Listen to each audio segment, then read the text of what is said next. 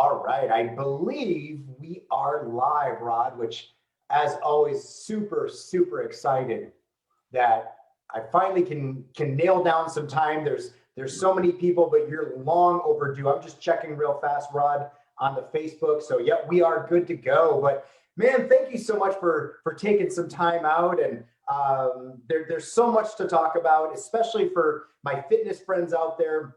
If you follow NASM, PTA Global, and there's so many more things that go on with that. I'll tell you, this guy right here is just such a big part of really the industry. You know what I mean? And I'm going to give you a lot of props, Rod, because there's a lot of things I think that I know that maybe not everybody knows, that like where you like started with all this. But man, I got to tell you, and I wish I had a chance to do this. I was going to do it, but I saw again on your Facebook as I was creeping some phenomenal old pics with like the perm and all that. And I was like, I got to show that, because I've only known you obviously to always be bald. You were rocking the bald before Vin Diesel, and made me feel comfortable, just so you know, enough to actually shave it down about 10, 11 years ago myself. I go, you know, Rod looks really good. I'll try that too. And, you know, gosh knows it's so much easier, but that perm was pretty awesome. I was like, dang. So that wasn't a perm, that was real. Those were real curls. Loved it. But yeah, it used to be when it was wet, it would be down about mid-back. Oh, when it was dry, it was up to here.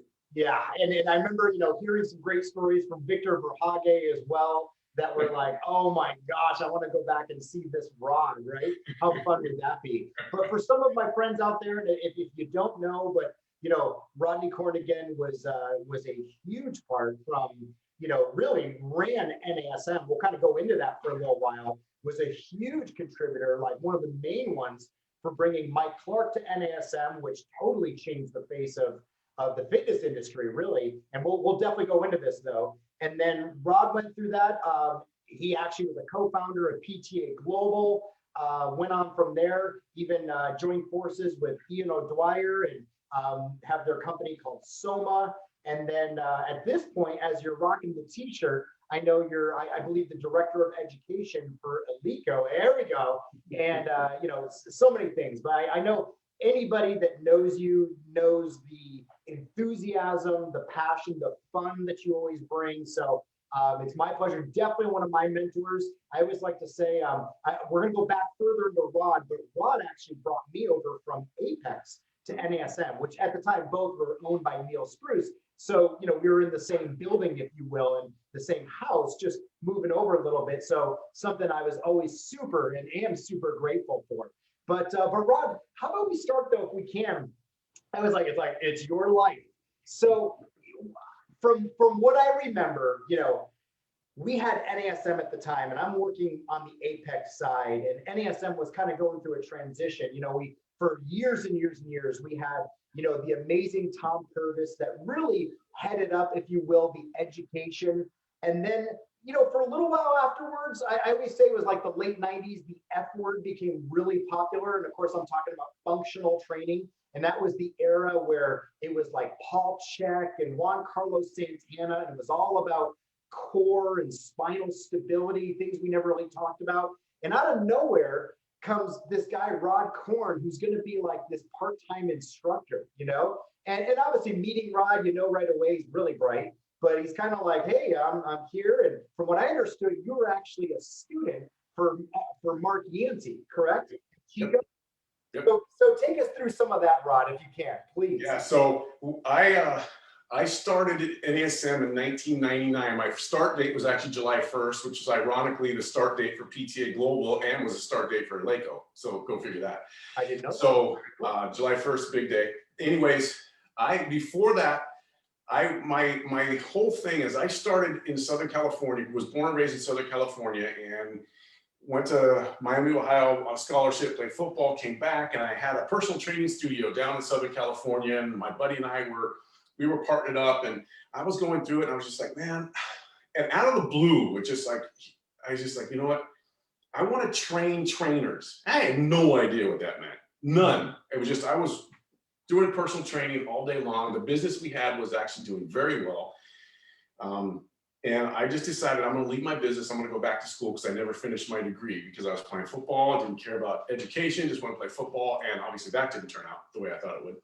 So I decided I'm going to come up to Chico. My mom lived up here at the time and went to Chico State. Fantastic school, fantastic professors. And one of my lab instructors, by the way, my partner in the personal training business went on to be a multimillionaire. I went back to school. Anyway, not my destiny. So one of my lab instructors from my exercise physiology course, when I went back to school, was Mark Yancey. And Mark and I got along very well. Mark was in his late 20s at the time, and I was like 30, 31 at the time. So I had gone back to school and realized that school was actually easy if you went and you did your homework. And, you know, ended up with straight A's. And I was like, oh, man, if I'd have known it was this easy, I would have like 2 PhDs by now. Anyways, Mark Yancey was talking to me. He's like, yeah, I got this job. He and I became very close because I was older. I wasn't a typical 18, 19-year-old kid going to school. I was actually there to do stuff and learn. And he's telling me he got this job. He goes, yeah, I got a job. And I'm going down to Southern California. I said, where are you working? He said, oh, I'm working at this place called Apex. It's kind of like a nutrition thing. I was like, oh, cool. And that was it. So I finished my master's degree, and I had some friends of mine who worked down at in Irvine at a 24-hour fitness. And there were 2 people that I'd worked with way back when I started in 1989 at a 24-hour fitness. Actually, it was Family Fitness Center at the time, before the merger. Way back in the day. And they called me up one day, and both of them, they were on a speakerphone from an office, and they said, hey, we found the perfect job for you. And I was just finishing up my master's degree and my thesis and everything. And I said, what is it? They said, you got to call this person, Neil Spruce. He works for the National Academy of Sports Medicine. You know, they just were talking about, I guess they had seen him do a presentation, and he had mentioned something about NASM. So I was like, oh, okay, yeah. They gave me the number. I called down and said, hey, is Neil there? No, and never heard back from him. So, and then I decided I'm going to call one more time. So I called, and they put me on hold. And then this guy gets on the phone. Hey, is this Rod Corn from Chico? And I said, yeah. He goes, dude, this is Mark Yancey. I'm like, Mark? I'm like, what are you doing? I thought you worked for Apex. He goes, yeah, well, funny story. Yeah. Apex and NASM, and those of you that know the background, Apex and NASM were in the same building down there in 1,000 Oaks. And so Mark said, you know what, dude? He goes, yeah, definitely come down, and I'll have you, interview with Neil. So he set it up. I drove down, met with Neil, love Neil. He's, so enthusiastic. And that's kind of how I was, especially coming out of school. And I was all geeked out because I just finished my thesis, and I was all into research and all this great stuff. We hit it off pretty good, thank the good Lord. And he said, yeah, he goes, let's hire you. He said, how soon can you be down? Yeah. Came home next weekend. My wife and I came back, went down and found a place. We actually, the funniest story is finding a place. We were driving all over looking at these places, like, man, can't find anything down there. If you know 1,000 Oaks, it's really expensive, especially now. Yeah.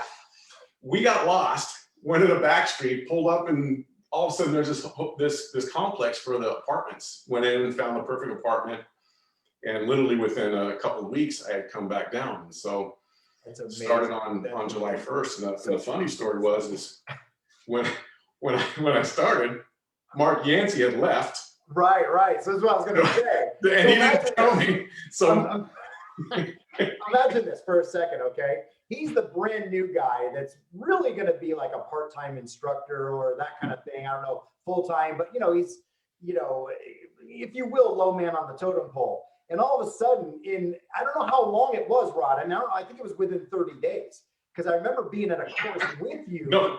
It wasn't even that long? No. So when I showed up on July 1st and walked into the office, and, hey, how's it going?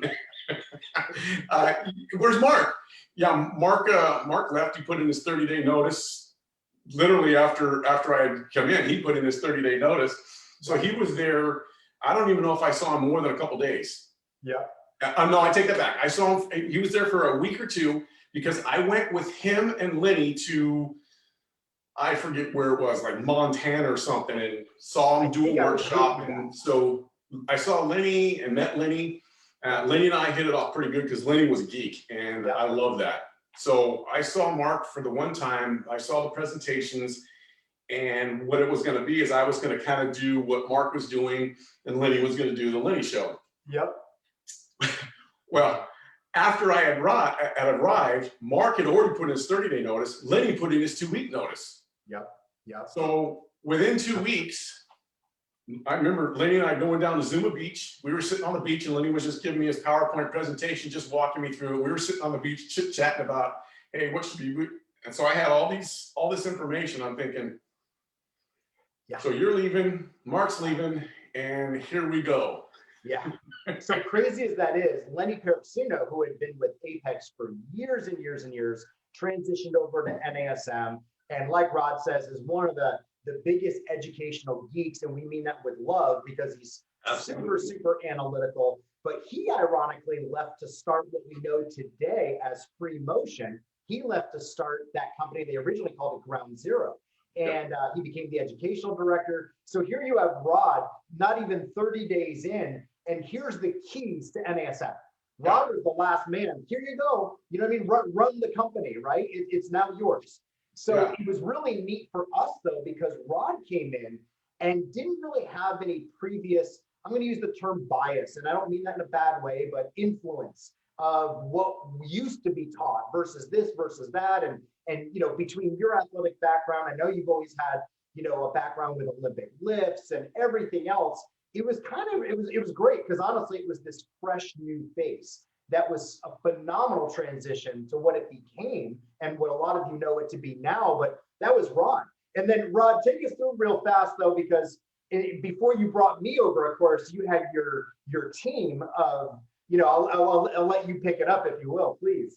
Yeah. So what had happened is when everyone left, one of the first things, to your point, Rob, is as I was looking at all the information, and we had that little red book, and in essence, with all due respect to everyone, Tom Purvis is an absolute genius, and he should get so much prop for what he's done and what he did in the industry and what he created.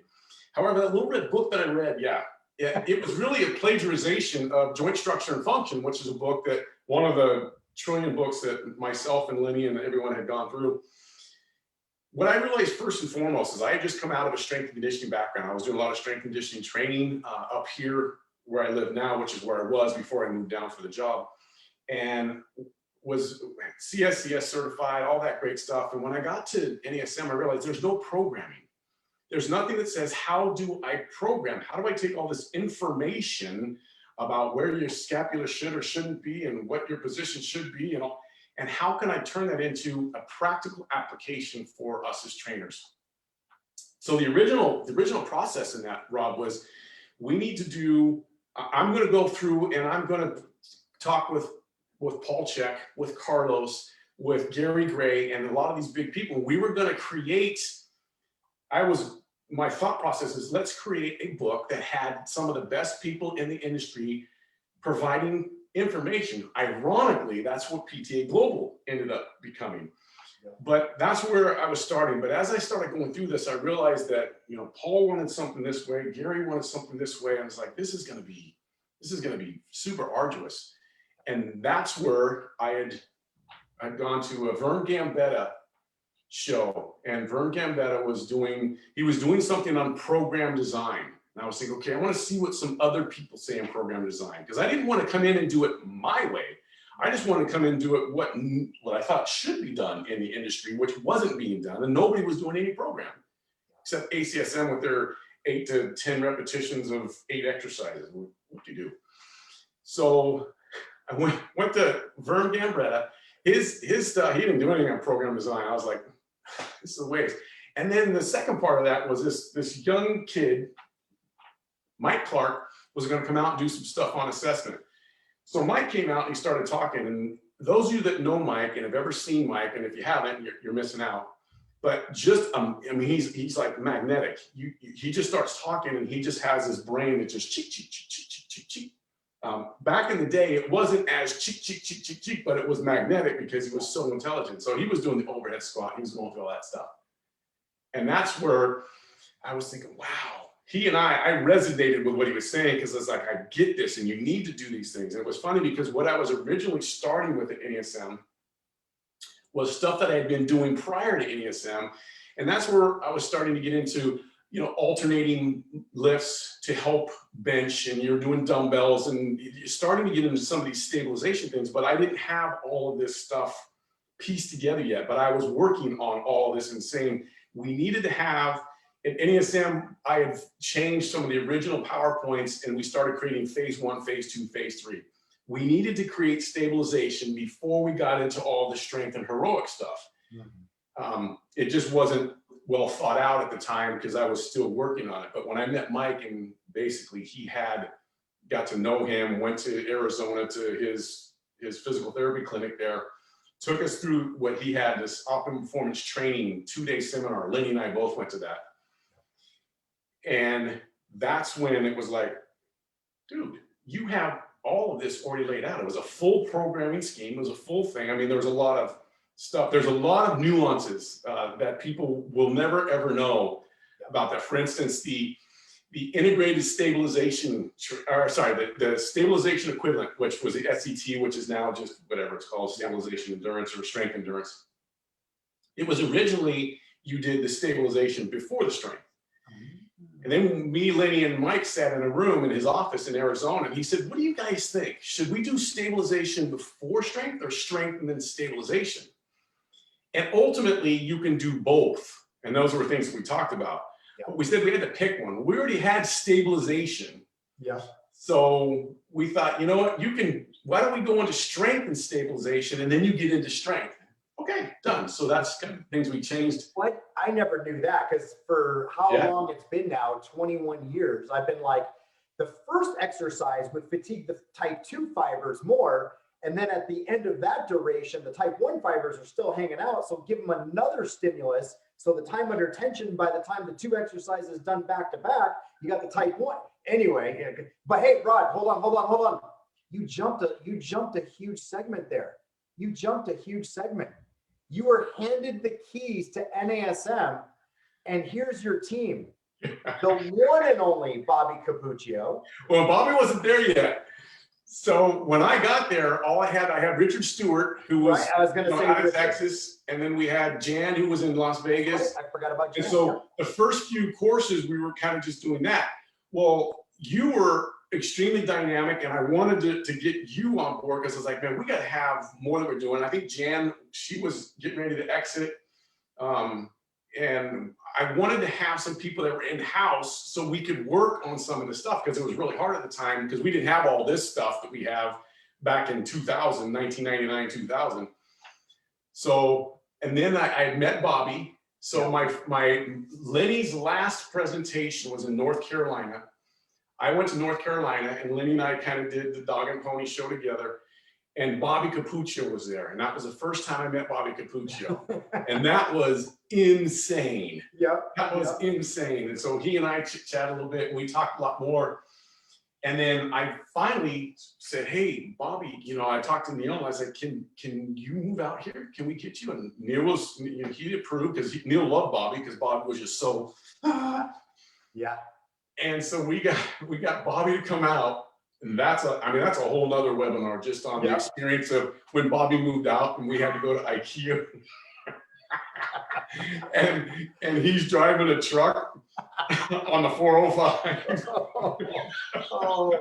And that was just insane. Yeah. So Bobby and I had a whole lot of stuff going on, but we got Bobby out, and you guys were both a breath of fresh air. Now, together wasn't always a breath of fresh air. I'll never forget the workshop in Florida. Rod became the big brother, if you will, because Bobby, unbelievable. I mean, unbelievable. Genius. Bobby's gone through we all have a lot of growth and change, but back in this day, Bobby was so wired. I mean, everything had to be an exact way. And there's a lot of reasons for that, but you know, and I was too young and didn't always understand, but when you're trying to present next to, I always like to say Encyclopedia Brown, but I'm sure nobody knows what I'm talking about when I say that anymore. But Bobby can spit out information to this day, obviously, too. It was unbelievable. And we had phenomenal times that I look back on. And, both of you are brothers to me for what we went through together, but it was phenomenal. And then, I do, Rod, I don't know if you know this, but I credit you so much more with helping me to evolve as a presenter. And if there's anything that sometimes, people will say they like, a presentation I may do, I have to give you credit for that, because I came from an era, and I'm not talking about Neil when I say this, but I came from a previous mentor that was truly like, this is the presentation, you say this, you don't say anything but this. And that's the way it was. And again, I'm not talking about Neil, there was somebody else. And when Rod brought me over to NASM, he said, look, this is the point of the slide in this particular example. You just convey it any way you can, obviously being professional and staying on track, but like bring out what you think and how best we can convey this to the students, And it was a breath of fresh air to be able to, be more myself and spread my wings a little bit and really let us kind of evolve into that. And I give you all the credit for that, because, it was a lot of fun to just get to a point of saying, this is what we do, and then here's how we go through with that. But, it was amazing. And you also, I got to tell you, you also really instilled in me, no matter what, it's never about the presenter and the ego of the presenter. And then I have an ego for sure, but it's all about the student. The student, like, they need to get it. So I got to give you a funny example, and anybody that knows Rod, right? So Rod's training me up, and then it's my turn to go up there. And I mean, we used to have easily 100 people in these workshops all the time, if not more, I mean, we had a few smaller ones, but we had, in the big cities, we had 100 people, boom, you just look out there. And, I'm up on the stage and somebody might ask me a question and I'm wanting to answer the question, just getting ready to, but Rod's in the audience and he's like this, you know what I mean? And of course you're like, Rod, and because Rod's like, he can't wait to help. That's what he wants to do. He wants to help. And if you know Rod, he does this. He go through, start answering questions. You want to do this. So he'll go through and he'll answer this question and phenomenally, right? But like when you're standing up there on the stage kind of alone, like it's learning that neat transition to be like, great, all right, well, thanks, Rod. Does that answer your question? Awesome. All right, so we'll move on, right? But I can joke with you now, but it was the best because who cares? It was all about the student paying good money, taking their time out. They want to get the best education. But believe it or not, again, that instilled a lot of things into me, though, to realize, like, who cares? Like, if somebody can answer the question better, then do it, And before I go on, I got to give you, again, there's a few things I had on my mind that I want to make sure, if anybody gets a chance to watch this, that. But to this day, you can ask Neil because we wind up talking about it every couple of months for whatever reason it'll come up. And we'll start talking about all the presenters we've ever known from Apex and NASM. And, we've had a lot of people and a lot of great ones too. But Rod, you were truly the only one that I know that to me always crossed, you're in the middle from a presenter and a teacher. You were the best at being able to be both. Because we had some people that were amazing presenters, but not necessarily the teacher. And I don't mean that as a jab or anything, but they had a presentation that you wouldn't miss a second of, and you were in every detail, but it wasn't always the purpose to say, how can I turn this and give you a few analogies or explain it in a different way so you really walk away understanding it. That may not have been their forte. And I've known other teachers that were amazing one-on-one, and then they got up on stage and it just didn't work out. You were the only one, and I put this with any of our friends that, are in the industry. They go, no, Rod can do that. Rod can give you a great dynamic presentation that sucks you in and is exciting to listen to, but also he wants you to get it. And like, if he has to teach it in 3 other fashions to get it, you're the man. I want you to know that. You're very, very good with that. So great times, but we all had such a good time until, getting to this point of you now going out there and finding Mike Clark. But we had a pretty neat, unique, NASM opportunity at that time where no internet, we have Karen Perlmutter to this day still works her tail off. faxing gyms that were coming into the area ahead of time to send their trainers, and everyone's showing up, and nothing like Bobby and you and I and maybe Richard blowing up stability balls all night, or first thing super early in the morning with this big red box that would show up that probably has like eaten toes because it would fall, and heaven forbid the poor person that winds up getting caught with their foot stuck underneath it. But absolutely invaluable times in my life, and people don't recognize me as much anymore, but for quite a few years after that, going to a trade show, I'd have a lot of people coming up to me and being like, you guys taught my NASM, you know what I mean? And it was really, really great times in my life. So I really appreciate it. I appreciate you bringing me over and kind of recruiting me from the Apex side, which I loved. And ironically, I'm kind of back with, if you will, with .fit. But with NASM, that was a lot of great times. Yeah, for sure. Absolutely, for sure. So, all right. So you decide, you see this Mike Clark. This Mike Clark has this system of programming. Yeah. How did you bring it? And I want you guys to understand, Rod was the head of NASM under Neil being the owner. But Neil goes, it's not what I do. I do nutrition. Rod, you're the exercise guy. You run it, right? So Rod had really full autonomy, obviously, with just Neil's approval. And Neil fully trusted Rod. And I say, a lot of people don't realize this, but Rod replaced himself by bringing in Mike. How many people out there, again, have that level of personal security in themselves to say, you know what, like this guy can actually take us even there compared to where maybe I can't at this moment. I want to bring this in and move the company further. So again, another huge, just awesome for you to be able to do for the betterment of everybody. But go ahead, Rod, please. Yeah. So, for me as an athlete that played on teams, it was always about the team, because it doesn't matter how great the athlete is. If you're on a horrible team, you don't win. You don't do anything. So I always wanted, wherever I was or am, I always wanted to be the best that it can be. And in order to be the best that it can be, I have to be the best that I can be. But everyone else does too. So coming from a place where on the teams that I was on, I was a team captain. I took that position with a lot of accountability and a lot of humility as much as I can. Now, don't get me wrong. I have my moments, and I'm an idiot just like we can all be. And, I have an ego and I have desires and all that stuff. But what I saw with NASM and in the industry at that time, there was nothing and nobody was doing anything.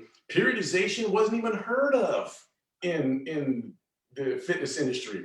It was, you only do this, but it's like, that's not how the body operates. So when Rod, remember too, back then, it was kind of like, do you want, hypertrophy was the big word, right? Or right. do you want endurance? It wasn't even called sexy stabilization. And I know, like, as a young kid, I didn't want endurance, right? I wanted to be big like Arnold.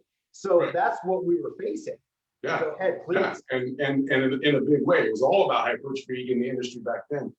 So once I had gone down to Arizona, and Lenny and I were there, and we saw this optimum performance, and I had all of Mike's manuals, and I still have his manuals, all of these individual manuals, and I started going through it. I just thought, this is a system that's already laid out, and it doesn't make any sense to go and try to recreate the wheel. So I sat down with Mike, and we had many conversations, and I said, Mike, would you be willing to come to NASM?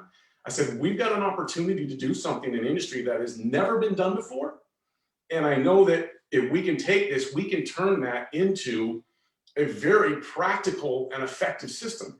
And because of my training, my background, and thankfully some of the God-given talent, I knew that we could turn it into a system that you could teach. He had it systematic, but it didn't fit with the environment in the industry at that particular time. It was very much geared towards athletes and the way that a lot of the programs, and I had been to his facility many times. I had done some of his program and seen what, him and Tyler and Al were doing. So Tyler Wallace and Al Russell, who came with him from Arizona. So we talked about it, and I finally convinced him to sit and talk with Neil. And I told Neil, I said, hey, I got this guy that I met, and he's awesome, and he's already got all this stuff pieced together. So Neil was in Arizona doing a Apex seminar at a club. He was just, no, it was that we were actually at a hotel. It was I almost think it was like a Holiday Inn Express or something. And I just remember I told Mike, hey, Mike, Neil's going to be in Arizona. I'm going to go there with him. I'd love for you guys to sit down and just chat. So they went into the restaurant area and they met and they chit chatted and they talked.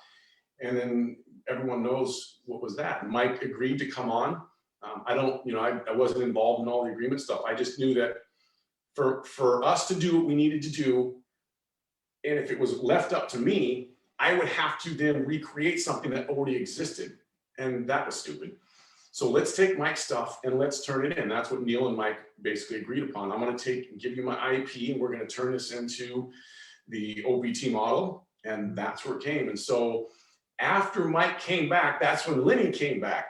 Yep. So Lenny wanted to come back, and he spent a few years with us. And then it was you, me, Rob, me, and Bobby that were kind of the primary team. And we were developing, Lenny and I were off developing stuff, and you and Rob were. And what people probably are aware of with you, Rob, is you and Bobby were out literally 3 to 4 weeks every month teaching NASM. So if it wasn't for you guys, NASM never would have been taught, and we wouldn't have been able to do all this stuff. So we had an awesome team. We had people who were just avid workers, and the way that you connected with the audience was perfect for what we were teaching. And we had to have that in order to get to where we needed to go. So between you and Bobby, and then myself and Lenny, who were piecing stuff together, and with Mike's input and all that stuff, we had an awesome team. And I truly believed that in 2003 and 4, we were at a spot that we could have taken over the world, so to speak. Yeah. It didn't happen, but it did grow. But anyways, that's where it all went. So Mike came in, he put all the stuff together, we pieced it out. We had the first version of the CPT course, which it missed the mark. And I remember looking at that, and then I went to Neil and I created a presentation. I went to Neil and Mike. I said, I got a PowerPoint presentation I want to create. So I sat him down and I walked through, here's what I think this CPT course should look like. It can't be based on performance, because at that time it wasn't about performance, where now we're a little bit closer to performance. We've shifted over 20 years. Yeah. But I sat down and I walked him through, I think it needs to go bing, bing, bing, bing, bing. And so it became a very methodical step 1, step 2, step 3, step 4, step 5 process. Basically, here's your template. Remember the old templates we had? Oh, yeah. And then the whole book was around, how do I fill that template in? So we needed it to be step-by-step practical application. And that's what the presentation was. And they said, yeah, go for it, do it. Well, here's the next tidbit that I share with a lot of people that I get to talk to, but I bet anything, most people don't know this. But again, as you kind of alluded to a little bit too, that, Mike had this system, right? And if you looked at some of the classifications of Mike's exercises, whether it would be more of a stabilization exercise versus strength versus power, sometimes it was kind of like, well, why is that there versus that's there? And in his mind, it makes perfect sense. But, when you only have, 1/1,000,000th of the brain capacity of Mike, this guy, then you're like, well, I don't get why that happens. So I always say, like, Rod, people don't know, but Rod actually took Mike's system and really made it scalable and defined. And to this day, I always laugh because Rod, I'm sure you can too, but I can go teach an NASM course right now. You know what I mean? I mean, from doing it for like 10 years in a row, you know what I mean? But I'm like, core stabilization. You put a definition around it that said no motion of the spine. Core strength, motion of the spine.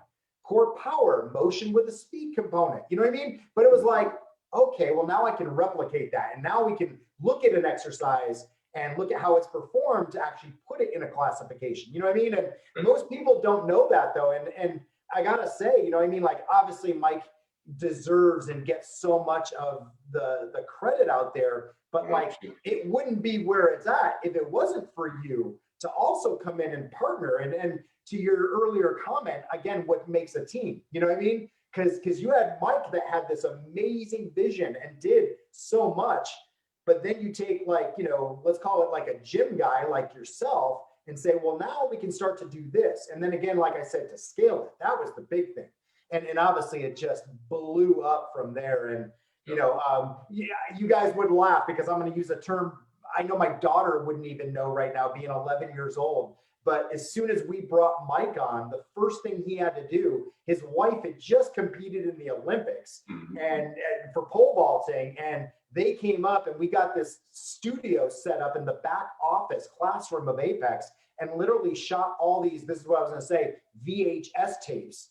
And they were the first like NASM tapes besides what Tom always had, but now like just pure NASM. And I mean, those things, you couldn't get those. I don't think I have any more left. I actually don't even have a VCR anymore myself. I have a lot of our old stuff, but no more of those. But I mean, looked at the, do you remember the packaging was beautiful? Yep. But going to the trade shows and, you know, and we always laugh because we were the kings of acronyms. So, you know, you wanted to do CST during your IST training of the OPT model. You know what I mean? We had all these, it was a whole new language. You know what I mean, which probably prepared you for PTA Global and Gary Gray's lingo. But, you know, all these languages you got to learn. But it was amazing. And then on top of that, Rod, I think we were some of the first ones that ever evolved into the online classes and actually taking your exam online.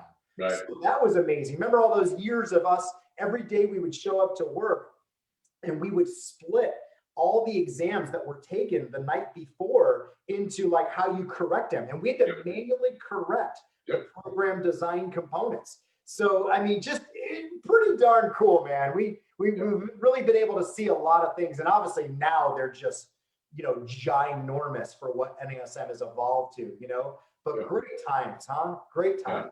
Yeah, we, that's when, so John and Rose, who, and with Richard Boyd, who originally started PT on the Net, which has now been acquired as long as with PTA Global, but they were the instrumental component of us taking that test and putting it into an online exam. So I remember us going through and having to create the whole process for the online exam.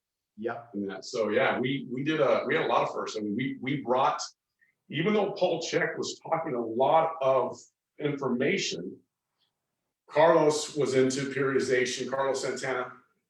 These guys were talking about it. NASM was the first company and the first fitness industry that basically put, here's an assessment process, here's programming, here's the methodical process of programming, here's the exercises, here, we basically made it drag and drop. Here's core exercises and balance exercises and plyometric reactive exercises and strength exercises, and here's the ones that you can pick that fit the stabilization, strength, and power spectrum. Yeah. And it was so easy to pick and choose. Now, obviously, there was some rigidity there that we could deal with, which was some of the things as I was there longer, was realizing there's a lot of ways to use. And the sad part is most people will never know the depth of the OPT model. They will never understand how varied and how vast the application of that is. And I've actually heard people say how it's very limiting and restrained. Now that's because that's how you're being taught.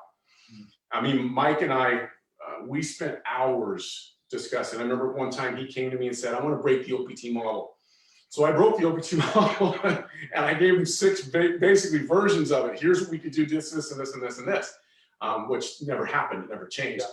But there were so many ways to use it and so many ways and variant ways with different types of periodization, you know, reverse periodization, undulating periodization, all these different things. Yeah. But that never actually got taught, unbeknownst to me, because one of the objects was to sell that company.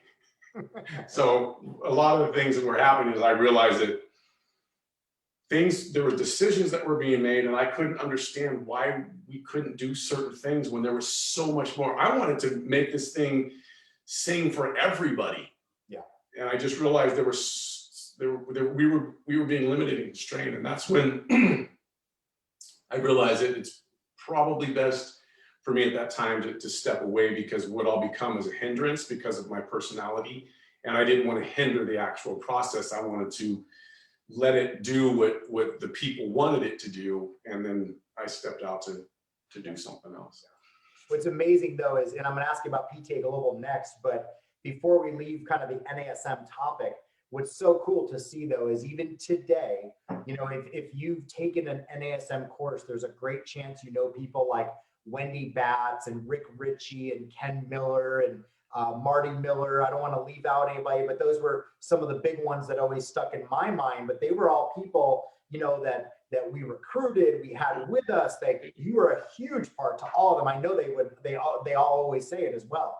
But it's neat to see that they're still there cranking it out and still being like the OGs, if you will, of NASM. I mean, they, you know, and Wendy, for gosh sakes, you know what I mean? Like, you know, Tyler was her roommate in college and she actually worked under Mike in Arizona before he even came. So she knew OPT before it was OPT and, you know, still there and a huge part of NASM. So it's really, really neat to see. But on that Tony note, right, and then Wendy and Tony got married and all those things, and it is great, and they're great people, and I still have contact with them to this day. Every so often, I'll talk with Tony or have a message with Wendy, and Rick Ritchie, I've seen at some conferences, and actually saw him in China a couple of years ago. Rick Ritchie now. And of all places, I showed up in China. So Ian and I were in China. We were doing a workshop, a Soma workshop at the time.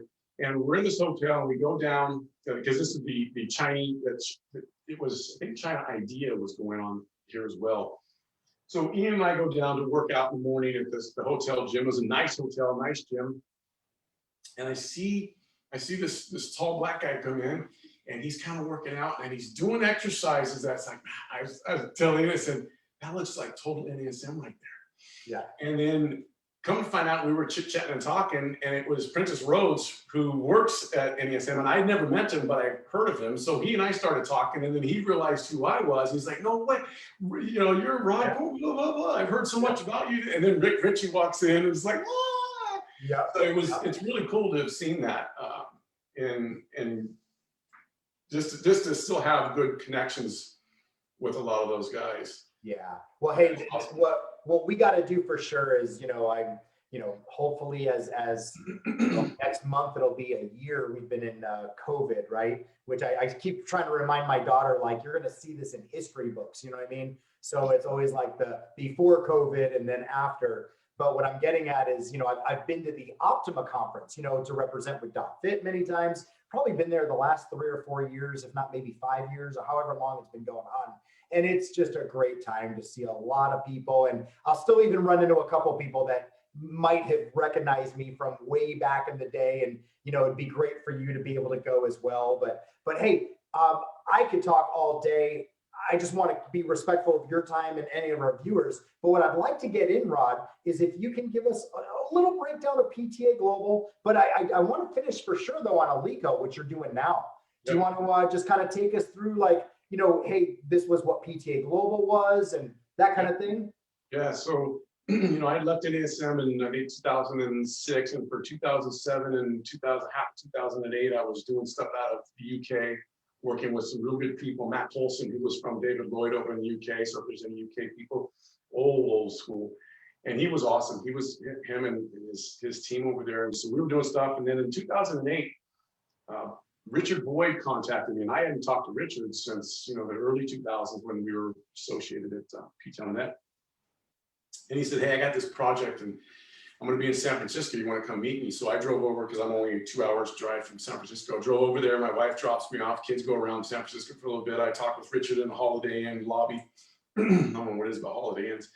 Yeah. And he lays out this kind of plan of what PTA Global was originally supposed to be. And I almost fell face first on the table, because I had begun to write things and I had a graph. He showed me an image. He drew an image on a napkin. And I just was like in awe, because I had almost the exact same image on my computer, on this computer. No, it wasn't, it was on the old one. And I was like, dude, I have that exact same thought on a computer at home right now. He said, well, then let's get this thing going. He had already talked with Bobby Capuccio. He had already talked with a number of people. And so what PTA Global was going to become was we wanted to try to find a way to unify all of the variations of philosophies that were in the fitness industry. One of my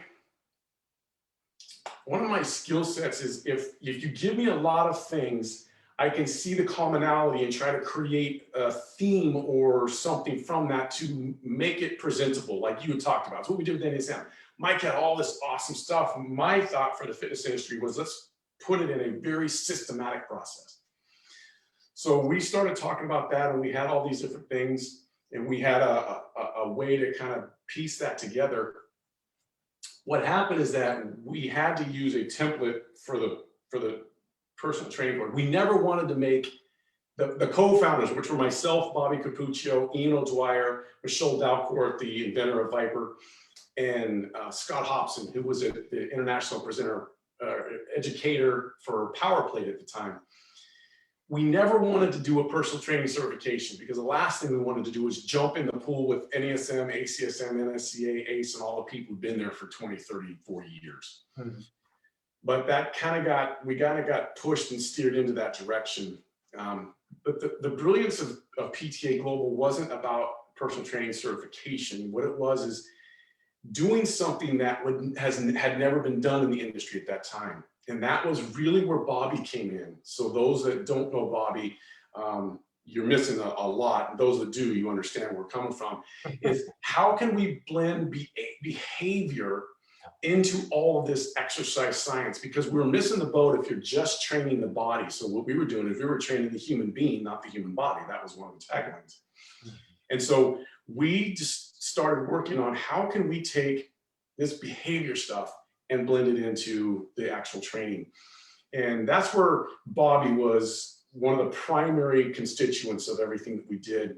But then Bobby and I really worked hard to figure out how can we create a process, because Bobby again he's got infinite information, and he is literally an encyclopedia, and it is amazing. And I learned more from Bobby in that time than I did from anything else about what to do and how to do certain things. And he made me 10 times better than I ever was just by working with him and being able to take all his information and try to piece it into an organized fashion. And, we came up with that program design questionnaire. So we took all the assessments, the physical assessments that people weren't using. So one of the background things, to jump back real quick, one of the backgrounds with PTA Global is we did kind of a global assessment, because Richard Boyd and a lot of us had contacts with various gym chains all around the world, and a lot of trainers, a lot of owners and operators. We wanted to find out what their pains and their problems were. And this was a presentation that I'd actually done many times.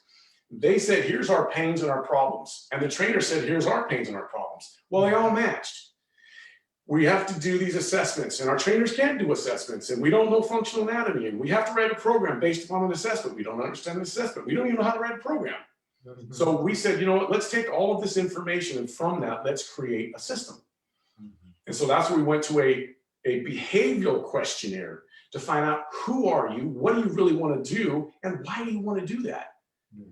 And that, when we started presenting that to people, it was so foreign, but then it was like, wait a second, that's how we connect with people. Yeah.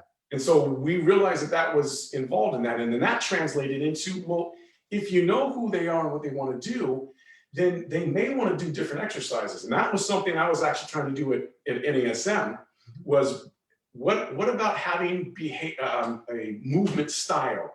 So certain people may want to do certain types of workouts or certain types of movements, and other people don't want to do that. So there's a lot of science that was behind that. So we built that whole process, and that's what really became the excitement. The two biggest things we did at PTA Global was make it a very client-centered process. So what you're giving that, and this goes back to what you were talking about, the program is about the client. It's their journey, and they got the money. So therefore they have the power, because they can quit anytime they want to. And if they do that, you as a trainer, you're out. What we were always taught in training is, this is what you're going to do with your client. Tell them to do this and create the rationale. And if they don't do this plank or this bridge, then they're not going to get what they need. Well, that's not true. Mm-hmm. And so we wanted to give and empower the trainer to find out what your client wants, and all you have to, because they're going to tell you exactly what they want. You just have to know what to listen for. And that's the process we took them through. Then if you could do that, now here's some ways that you can make that program meet them. And so we had a very simple, methodical process of change the movements, or these are types of movements that'll be more advantageous for these people, and these will be more advantageous for these people. So there was your traditional, there was a more of a, what we call progressive, it means they were just a little bit more, what we would say functional, but we hated that word. And then there's people who will do a little bit of both. That was one of the biggest things. If you just learned that, you would distinctly change what you were capable of doing and how people responded to you. And I know, because I did that at a gym for 2 years. And it was like, I mean, my reoccurring and renewals was like 90%. You just stay with, because they would enjoy that. The other thing we did at PTA Global is we had the daily readiness observation. And this was a lot based in what Paul Chek had been doing, but Paul Chek had this massive process that you went through. We condensed it down to, if you can just answer 4 specific areas, or basically 3 buckets of what are your lifestyle stressors, what are your physical stressors, and what are your mental emotional stressors right now? How do you feel in those areas? Because that affects your stress level. And if your stress level is affected, then we can modify your programming on a day-to-day basis, so we're not giving you too much movement. Because people, they'll start working out, and then they're working out so much, or they're working out too much, they start getting hurt, and then they start to leave, and then so we wanted to give people, trainers, a process to engage people, give them a program, and then be able to monitor that program and track their stress levels, so they would be able to train permanently, so they wouldn't get hurt and have to quit. So that's kind of what we did, and those 2 things were best. Those of you wondering about what I was referring to before about the passion and enthusiasm and draw you in, but there you go, right? So amazing time. And you know, again, it's a small world. Ironically, Neil and one of his partners, they actually had acquired PTA Global a few years ago. And then just recently, the holding company of NASM just purchased PTA Global, and, you know, putting it within, you know, their portfolio of education. So it's neat to see that it's, you know, it's going to continue to do what it does. So Rod, how about the t-shirt? Tell us a little bit about Alico, if you would, please. Yeah, so Alico, one of the premier strength equipment companies in the world. So we're all about making the world a stronger place. We want to make it a stronger world for people, because strength has a massive correlation to all-cause mortality. And that's a big deal. So we know that people who lift and are into resistance training, that there is a decrease in all the different effects that can relate to an earlier death. So we can increase longevity, our lifespan, and it can be our work span, and it definitely can help your play span. So those are Neil Spruce's things. I love that. That's one of the most awesome things he said. Yeah. So that's what we do. We provide equipment for World Championships, Olympics 2020, which is now 2021 in Tokyo. You'll see Alico equipment for the weightlifting and all that stuff. And that's what they've been doing for 60 years plus. Is a lot of the products. Barbell. We had one of the first barbells that ever survived the World Championship without breaking. And that was a massive thing, and that's what we do. Is we have some phenomenal Swedish steel. We were the inventors of the bumper plate. Wait a minute. So the strongest barbell. So it'll be okay with the 10s that I put on each side. Yes, sir. Yep. And which is better than the 5s that I put on it. So that's the legacy, and it's awesome, and it's a family-owned company. The family is phenomenal, and the people that we work with are phenomenal. So you mentioned Lenny with Ground Zero Free Motion. Yeah. So we have Jerry Daly and Hillis Lake are 2 of our sales guys who they were back there with Free Motion and Ground Zero. So we got some awesome people on staff, but they reached out to me a couple years ago, and they wanted to kind of get this education thing going. So Hillis Lake, who had known me, had referred me, and I talked with them, and so now here I am. And so that's what we're doing. And since I've been here, we have a contract with the Navy. So we provide education for the Navy and help them to build some education in a format that they already kind of have established. And we supply and update the information and just make it better on a year-to-year basis. But then personally, what we're doing within Lakewood Education specifically is we're going to be launching, and we've just finished. Part of my job when I got here was recreating all the education from all of this stuff that we have to saying, here's weightlifting, here's powerlifting, here's functional training, which is kind of CrossFit-esque type stuff, and then here's tactical training. So we've created 4 new courses that are specific to individual components that also map to the products that we sell, but they're independent of the product. So we talk about weightlifting and how to do it simplistically to make it effective. We're not trying to teach people to be world champions. We're trying to teach people how to use the lifts to benefit themselves. Same with power lifts, and then obviously the functional training components, which is the CrossFit stuff. So that's what we're doing is and all of the coaches or all of the courses have a coaching component to it. So we've built, and you'll see some of these hopefully in the next 6 months, we'll have online courses where we have these core courses that we built that's about coaching, which I think is a phenomenal course that we built. I have 2 people that I work with in the education team, Patrick Wormel, who's our tactical specialist, and then Lauren Heiser, who's our educational manager. And they're phenomenal. So it's very much like you guys were, Bobby and you and Lenny and all that stuff. But we were able to build these things to where we have a great coaching component for everything that we do. So it really dives into simplistically, how can I be a better coach, trainer with that? And then understanding the concepts of movement and what do I really need to know about the movement, and then simple programming aspects. So that's involved in every one of those courses. How do I coach it?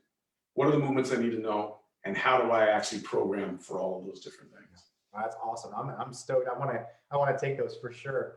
But hey, we got to finish with what's most important. Tell everybody a little bit. Not 1, not 2, 3 daughters, the family. What do we have going? I see a lot of horseback riding. I only got to meet them once, which is just terrible. And when you go from never meeting them to there's these 3 young ladies that I'm like, oh my gosh, you know what I mean? It just blows my mind to see Rod and Tina, the parents, you know what I mean? Which is amazing. So tell us a little bit about that, please. Yeah, I have 2 daughters. Oh, so you're thinking of 3 because Tina looks like one of the daughters, because she is amazingly beautiful. So I have a 12-and-a-half-year-old, a 15-and-a-half-year-old, and my wife, who looks like she's their sister. Yeah. So, and yes, they are my life. So being able to work at home like I'm able to is everything to me. And we homeschool them, so we're a very tight family. We get to hang out together a lot. We have a horse that we board out of the ranch. It's about 15-20 minutes away from the house, and we're there quite a bit during the week. And we got a swimming pool last summer. Thank you, good Lord, because you couldn't do anything else. So we have a swimming pool. My wife kind of designed the whole backyard, and that was it's kind of a little safe haven back there. So nice. We swim and we ride horse. And excellent. And then obviously, anybody that knows you, you obviously went through a lot of stuff with your brother in the last year as well. Do you want to share with us real fast kind of what went down? Yeah, so my brother had kidney disease, and he would have been dead by about this time for sure. And back in May of 2020, May 20th of 2020, 5/20/20, I donated a kidney to him, and he got a great kidney, and his body took off like a rocket. And I mean, immediately that kidney started firing. They were just, the doctors were like, woo! It immediately started working. So he's doing fantastic. He's healthy. He's vibrant. And it was just amazing to see. I mean, for me, it was one of the most amazing things that I've ever done. All the things that I've done in my life and been thankful for, places I've gone, to see what a kidney that's healthy does in 17 hours for, my brother, who we've always been very close. We look a lot alike, and we've had very similar. In 17 hours, he went from looking like an 80-year-old man to looking like he was about 35. And it was just like, are you kidding me? So take care of your kidneys. That is great. That is great. Oh, that's awesome. Well, my man, I really appreciate the time. I could obviously talk to you forever. You know what I mean? We don't even get to catch up as often anywhere near like what I would like to. But thank you so much. And you know, hopefully for some of you, if you get to watch this again, there's so much going on in the industry. And again, this guy is responsible and played a part in so much of it. It really did. So it's great to be able to rehash and go back. And sorry, but it's almost like little parts of my life. So I get to go back and be like, yes, that was amazing. And, you know, again, Bobby, truth be told, I wound up just getting buried and got super busy. I actually wanted to sneak Bobby on at some point. So Bobby, if you watch this, I wanted to get you on so we can all laugh together because the three of us had some amazing times. A lot of ice cream had after NSF courses, but a lot of fun too, and a lot of growth. You know, isn't it crazy to look back? I mean, Rod, I'm 47. You know what I mean? Like I got with you when I was probably 26, 27 at that point. You know, so it's just crazy to think. You know, everything that goes on, but. Love you, man. Thank you so much for coming on and always being there for me. And, you know, anything we can ever do to help, you just let us know. You bet. Thank you so much, Rob. You are a treat and treasure, and it's always been a pleasure. Thank you, man. Okay, I'll talk to you soon. Say hi to Tina for me. I'm sorry I got the 3. I must have been thinking about Clark. You all have all those dogs. I think Clark has 4. Oh, jeez. Yeah, I think he's got 4. Crazy. All right, my man. Take care, okay? Do the same. Thanks, all Rod. right, Rod. Bye now. Bye-bye.